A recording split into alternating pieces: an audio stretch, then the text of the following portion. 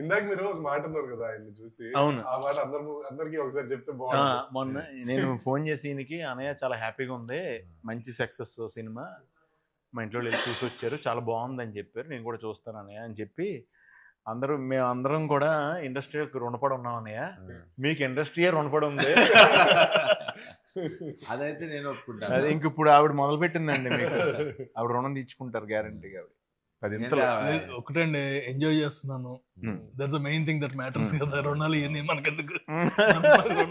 అవును, అలా కదండి, ఏదైనా మీరు చేసిన దానికి మీరు ట్రూ కాంట్రిబ్యూషన్కి ఆ రిజల్ట్ వస్తుంది కదండి, అది డౌట్ లేదు అన్న. లైఫ్లో అది మాత్రం నేర్చుకున్నా, లేట్ అవ్వచ్చాం కానీ కళామ్మ తల్లి ఎప్పుడు తప్పు చేయదు అసలు. అంటే ఇప్పుడు ఫర్ ఎగ్జాంపుల్ ఆయన ఎప్పుడు 15 ఏళ్ళ నుంచి సినిమాలు తీస్తున్నారు, బ్లాక్ పెద్ద పెద్ద సినిమాలు చేసి వస్తాయి పోతాయి.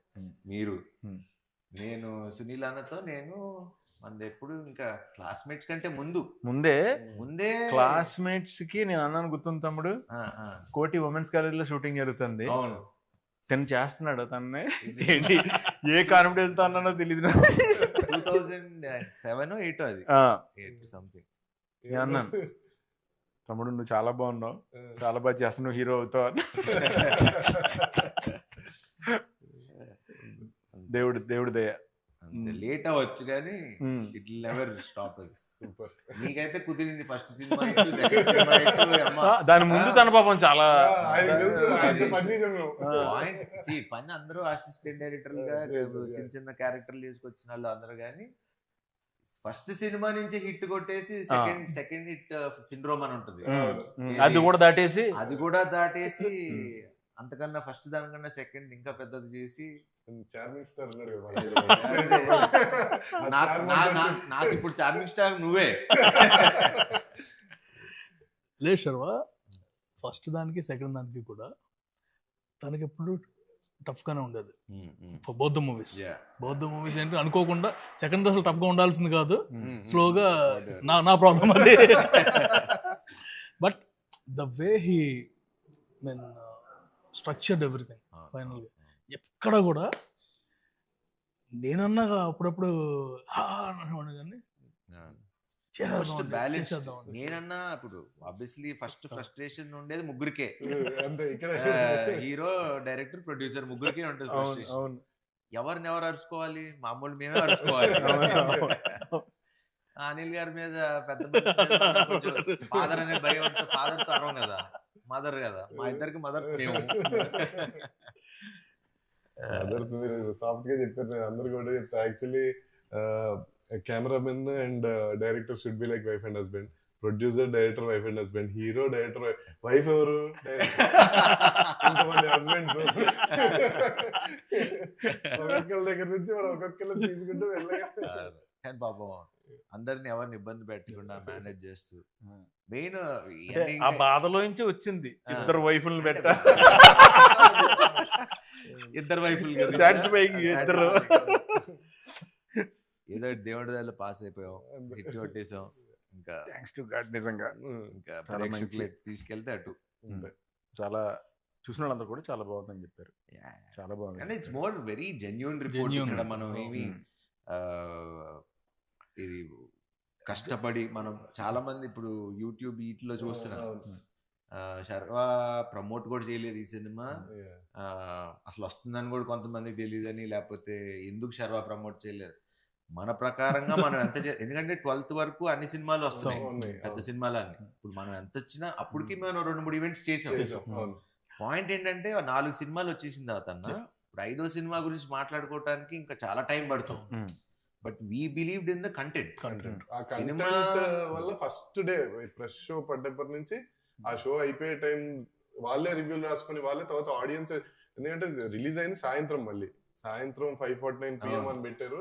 ఆ షోకి ఒకవేళ నిజంగా ఫుల్ సైన్ అయ్యాలో నాకు తెలియదు, కానీ ఫుల్ సైన్ అక్కడ వరకు మరి తెలిసింది. తర్వాత నైట్ షోస్ కి హౌస్ఫుల్, సెకండ్ డే నుంచి మొత్తం హౌస్ఫుల్, ఎందుకంటే వాళ్ళు మాట్లాడుకొని వాళ్ళే స్ప్రెడ్ చేసుకున్నారు.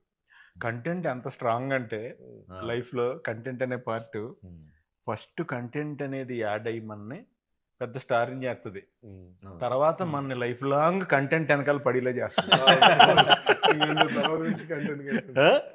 అంతే కదా.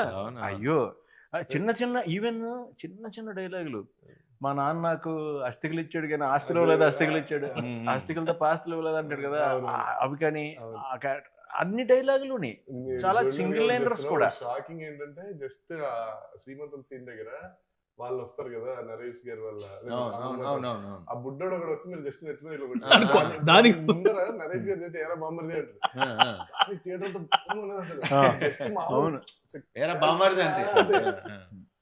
థియేటర్ అంతా ఒకసారి ఊగారు.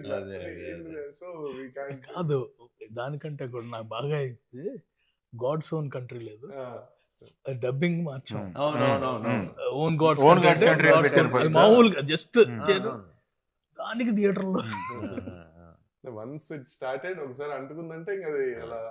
Best thing about our film is ఎవరు వచ్చి చూసినా అమ్మా హ్యాపీగా ఉన్నాం, హ్యాపీగా నవ్వుకున్నాం, that's what we believe from the beginning. And నేను ఫస్ట్ నుంచి చెప్తున్నా 200% మీరు ఎప్పుడు రిలీజ్ చేసినా ఈ సినిమా బ్లాక్ బస్టరే, వాట్ ఎవర్ ఇవన్నీ చెప్పుకుంటూ వచ్చా.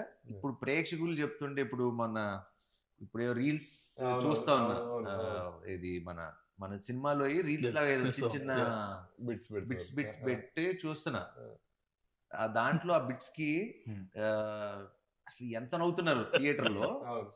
మన కిషోర్ది చూసా, కిషోర్ వెళ్ళి సంపత్ గారిది కాళ్ళు కడుగుతాడు, ఒరే కాళ్ళు కడిగినట్లేదా పెడిక్యూర్ చేసినట్టు. సో ఇలాంటివన్నీ అసలు అంటే ఇప్పుడు I can't wait to go and నేను కోర్టులో ఆయన అంటారు కదా నాకు ఇప్పిస్తే ఒక మాస్ థియేటర్ కావాలి. శ్రీరామ్ లో రాజా ఉన్నప్పుడు చెప్పాల్సింది, నాకు శ్రీరామ్ లో భ్రమరాంబ అట్లాంటి మాకు భ్రమరాంబ వచ్చేస్తుంది. అవునా, అలాంటివి వస్తే కొంచెం వెళ్ళి నవ్వుకుంటాను. నాకు ఆ మాస్ జనాల్లో చూడాలి. వెన్నెల కిషోర్ గారు చాలా ఇన్నోసెంట్ గా చాలా చాలా నీట్ గా చేశారు. నాకు చాలా నచ్చింది. ఆయన ఫ్లోలో ఆదేశిస్తున్నాను అంటారు కదా జడ్జిని, ఆయన ఆదేశిస్తున్నాను అనుకోవడం ఓకే అండి. ఆయన నెక్స్ట్ అంటే ప్రతి చిన్న మైన్యూట్ ఇది కూడా శుక్రకన్నాలు పడుకునే పాకెట్ లో పడుకునే నేను నాకు చూస్తున్నప్పుడు ఎక్స్టెన్షన్ నోట్ వచ్చేసింది దానికి. జనరల్ గా మనం చేస్తుంటాం కదా, రఘుబాబు గారు అడిగితే తిను అంటాడు కదా తిను ఇలాగా, సో ఎలాగా పడుకున్నాయి కాబా అని చెప్పేసి అన్నప్పుడు రఘుబాబు గారు కూడా తీసి మళ్ళీ జేబులో పెట్టేసుకుంటారు. నేను ఆ స్పాట్ లో ఉంటుంటే అది అంటే నా జాబే అది కదా, ఫస్ట్ నుంచి మాక్సిమం ఎక్స్టెన్షన్ ఎంత దాకా ఇంప్రూవైజ్ చేయొచ్చు అని ట్రై చేస్తాను కదా. అప్పుడు రావు గారు ఇంకెలాగ ఉపయోగం లేదా సరే అని నాకు ఇలాంటి అంటే నువ్వు ఆల్రెడీ ఏబిసిడి రాసావు కాబట్టి డిఎఫ్ ఐడియా అవుతుంది, మళ్ళీ అది నువ్వు రాయలేదనుకో మాకు రాదు ఏబిసిడి మేము అక్కడ. అదొకటి ఇంకోటి అది బాగా మీరు కన్ను కొట్టి నన్ను ఆయన కూడా కన్ను కొట్టి అవన్నీ యాక్షన్ రియాక్షన్ స్పాట్ లో అది నాకు సత్య రియాక్షన్ లో టాప్ రియాక్షన్. పెళ్ళికొడికి ఎక్కడ చాలా కూల్ గా నరేష్ గారు ఎంట్రీ అసలు ఒక జర్కిస్తారు కదా తర్వాత ఆయన సూపర్. అదొకటి మీ ఇద్దరిది ఆ ఇంట్లో స్కూటీ ఎలా నడుపుతారు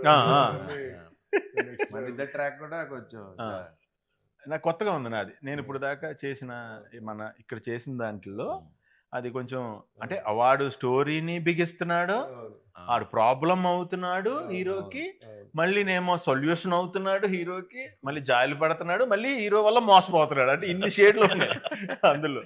హైలైట్ నరేష్ గారు హైలైట్ అంటే ఎంత ఓన్ చేసుకున్నాడంటే ఆ క్యారెక్టర్ బేసిక్లీ అసలు ఇంకా వదిలేసుకోవాలి, సిగ్గు అన్ని వదిలేసుకోవాలి. And obviously is a wonderful actor. నాకు ఎక్కడంటే బాగా అంటే కామెడీ మనం ట్రై చేయొచ్చు, మనందరం చేయొచ్చు ఇవన్నీ, కానీ నేను అది ఆ సీన్ ఉంటుంది ఏది మన ఈ అమ్మాయి ఆ అమ్మాయి ఇంటికి వస్తే ఆ అమ్మాయి ఈ అమ్మాయి డైలాగ్ నేను చెప్తున్నా, మీరు అబ్జర్వ్ చేయండి. మీరు ఆ సీన్ చూసినప్పుడు మేబీ నన్ను చూసి ఉండొచ్చు కానీ జస్ట్ నరేష్ గారిని అబ్జర్వ్ చేయండి. ఆ scene లో. ఈ అమ్మాయి